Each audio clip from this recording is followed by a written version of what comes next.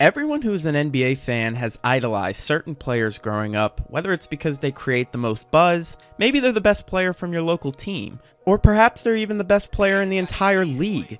Whatever that reason is, we all have one player who has inspired us to love the NBA, and these players have the responsibility of being a good role model. However, some of these athletes play as the greatest villain instead. In this series, we will take a look at some of the NBA's most despised players, whether it's because they didn't get along with teammates and coaches, or concerning off-the-court issues that cause fans to turn on them. I will review why this player is hated, share stories from other players and coaches about them, and determine whether the criticism is fair or not. But real quick, if you guys like this series and want to see more of it, drop a like so I know, and I'll make more videos like this in the future. And if you're new, please hit that subscribe button with post notifications turned on. It is completely free and it literally just takes 1 second, so you guys can be up to date on all my new videos. But without further ado, let's discuss today's player. Latrell Sprewell, one of the more forgotten star players from the 1990s. He was selected 24th overall by the Golden State Warriors in 1992. Sprewell wasn't really expected to make much of an impact, but he would prove everyone wrong, as his two-way play immediately made him a top 3 player on the Warriors. However, his sophomore season was when Latrell really made a name for himself, averaging 21 points a game and being named to the All-NBA first team.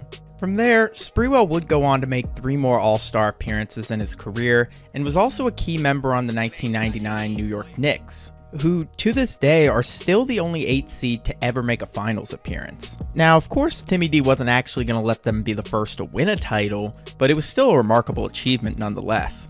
In general, Sprewell had a pretty nice career with averages of 18 points, 4 assists, and 4 rebounds a game, but unfortunately for Sprewell, things weren't as nice on the inside, as he suffered from a lot of anger issues that followed him throughout his career, and these issues would even end up leading to his early departure from the league in 2005. So just like we always do, let's take a look at some of these stories and figure out why Latrell Sprewell didn't really have the greatest reputation around the league.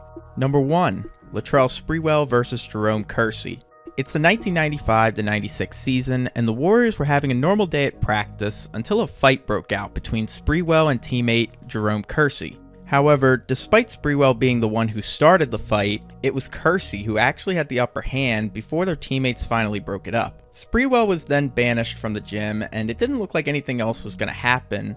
But just a few minutes later, Latrell came back to the gym with a 2x4 in his hand and charged at Kersey once again. Luckily, Sprewell's teammates were there to hold him back, and they kicked him out of practice for a second time. But as he was leaving, Sprewell shouted that he would be back with his gun to shoot Kersey. Thankfully, that never ended up happening, and they would soon talk things out and make amends with one another. But both men later stated that the fight was blown out of proportion, and Kersey even said that the media had lied about Sprewell coming back to practice with a 2x4, that they had only done that to make headlines in the newspaper. But regardless of whether that's true or not, I can't give Sprewell too much hate for this, since a lot of players do get pretty heated in practice, and it's not super uncommon for a fight to break out. But they're rarely ever serious, and since Kersey and Sprewell were able to put the fight behind them, I think I can also leave it in the past. Number 2.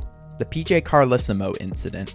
A few years later, at the beginning of the 97-98 season, Sprewell was at another Warriors practice doing a shooting drill with one of his teammates, Muggsy Bogues, when PJ Carlissimo, the Warriors head coach at the time, came over and told Sprewell that he was being lazy and needed to make crisper passes. Sprewell then told Carlissimo that he wasn't in the mood to hear his criticism and warned the coach to keep his distance, even threatening to kill him. Carlissimo still approached him anyway and retorted by saying, "I'm right here." Sprewell then responded by grabbing Carlissimo's neck and forcing him to the ground, choking him out for a solid 10 to 15 seconds before his teammates came to their coach's aid. After this, Sprewell was kicked out of practice, only to return once again 15 minutes later and landed a glancing punch on Carlissimo's neck before being restrained and kicked out of practice for a second time. In response, the NBA suspended Sprewell for 82 games without pay, which would have been the longest suspension in league history at the time before an arbitrator later reduced his sentence to 68 games.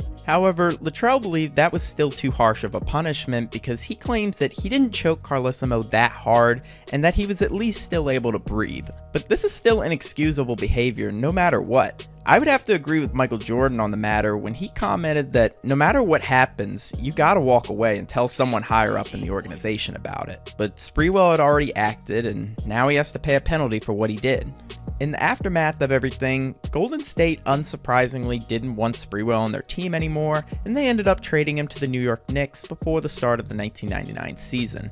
Number 3. The 2004 contract rejection.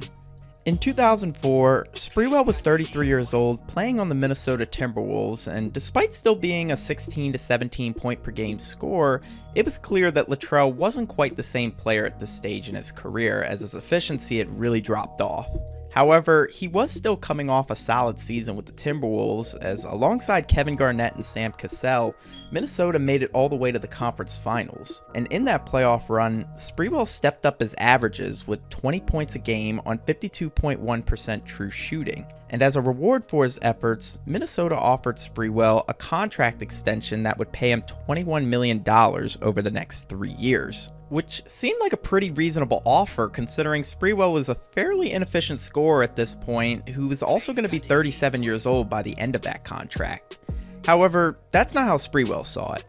You see, his current contract had been paying him almost twice as much per year, and he was coming off a pretty solid playoff run. So Sprewell felt disrespected by the Timberwolves' offer, saying that he's got a family to feed, and proceeded to turn it down, thus betting on himself for the final year of his contract. However, that season ended up being Sprewell's worst, with career lows in points, true shooting percentage, PER, offensive win shares, and total win shares. So when Sprewell became a free agent that summer, he definitely didn't get an offer as nice as the one Minnesota had given him. But there were still teams willing to sign him. However, Sprewell's ego took over again, and for whatever reason, he declined every single offer.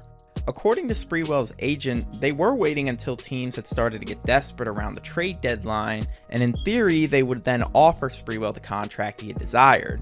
However, that offer never came, and Sprewell's NBA career was over, which was sad because Sprewell had the talent to last a couple more years on a smaller contract, but his greediness got in the way and he wasn't even capable of making a decent business decision. So Sprewell doesn't have anyone to blame here other than himself.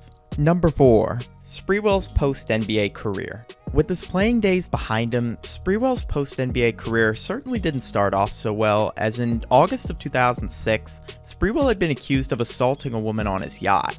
However, police did investigate the case, and on September 8th, they ultimately decided not to press charges, so I won't really be getting too much into that case. However, that very same day, Sprewell decided to end his relationship with his longtime girlfriend Candace Cabell. But why does that matter?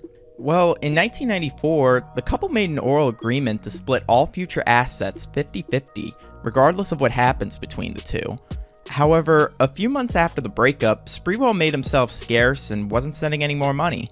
So, in January of 2007, Cabell sued Sprewell for $200 million due to Latrell breaking their agreement. Cabell also claimed that in December, Sprewell had showed up to her home and started chasing her around the house. At one point, he even grabbed Cabell's leg and dragged her down the stairs. And apparently all of this had happened in front of their children. As a result, the judge ruled that going forward, Sprewell would only be able to contact his family via email, text, or phone call. And unfortunately, it only gets worse from here. Sprewell's expensive lifestyle started catching up with them, and within 1 year, 2 of Sprewell's houses went into foreclosure status, and he was forced to sell his $1.5 million yacht after it had been repossessed by the government. So by 2011, Sprewell had to owe the city of Milwaukee $3 million in back taxes, and despite making almost $100 million in his career, Sprewell was already broke less than 6 years after his playing days came to an end. I guess what I'm saying is, success is just failure. That hasn't happened yet.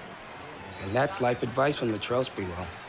Nowadays, he seems to be at peace with some of the mistakes he's made, and he now lives a fairly normal life. But it's still a shame because Sprewell at one point had the potential to be a superstar in this league, but I really think his momentum just died after the PJ Carlissimo incident. because once Sprewell served a suspension, he also had to wait for the NBA lockout to end. So in total, Sprewell went 14 months in his prime without playing a single game, which is a long time to be away from NBA competition. But at the end of the day, we have to understand that he did all of this to himself, because no matter how talented Sprewell was as a player, his anger issues were always there to hold him back from further success. So rather than becoming one of the NBA's greatest players, he instead became one of the NBA's most hated players. That's it for today's video. Thank you guys for watching. My name is T Pointer, and if you guys like this video, then make sure to check out my last episode on Karl Malone, because I'm sure you'll like that one as well. And comment down below who you'd like to see me do next. But until then, I'll see you all later.